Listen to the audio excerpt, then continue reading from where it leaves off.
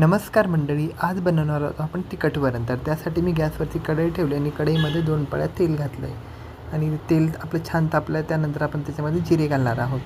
जिरे घातल्यानंतर थोडीशी आपण त्यात मोहरी घालणार आहोत. हे बघा, छान मोहरी घालून घ्यायची त्यामध्ये आणि नंतर थोडी अद्रक लसूण पेस्ट घालायची आणि छान सगळीकडनं परतून घ्यायची. हे बघा किती छान परतलं जात आहे आणि छान याचा वास निघेपर्यंत छान परतून घ्यायचं. हे बघा किती छान परतलं जात आहे.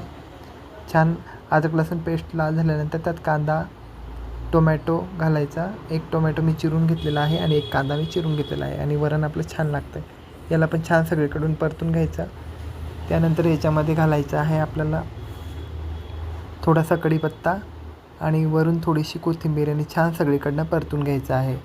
हे बघा, छान परतून झाल्यानंतर शिजू द्यायचं आहे थोडं 1 मिनटं आणि छान याला वरून अशी कोथिंबीर घालायची आहे आणि कोथिंबीर घातल्यानंतर पण छान सगळीकडनं परतून घ्यायचं आहे. आणि बघू शकता तुम्ही किती छान हे झालेलं आहे. आणि याच्यामध्ये छान मसाला घालायचा आहे.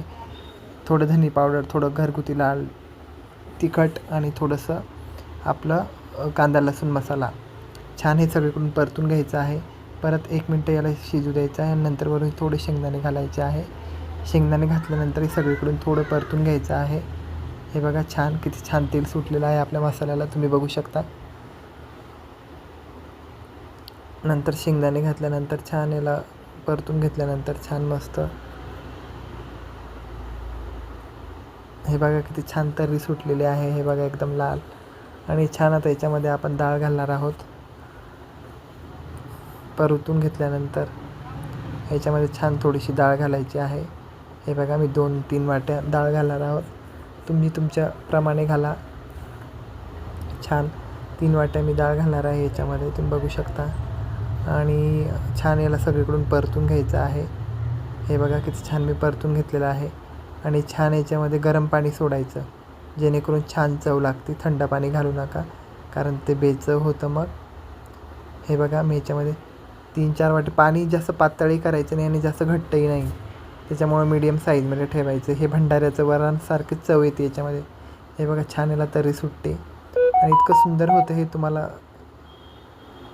सांगतो मी. खूप सुंदर होतं. आणि छान याला वरून थोडी कोथिंबीर घालायची आणि छान झाकण ठेवायचं. 1-5 मिनटं छान उकळू द्यायचं आणि झाकण काढायचं. हे बघा किती छान उकळ आलेलं आहे.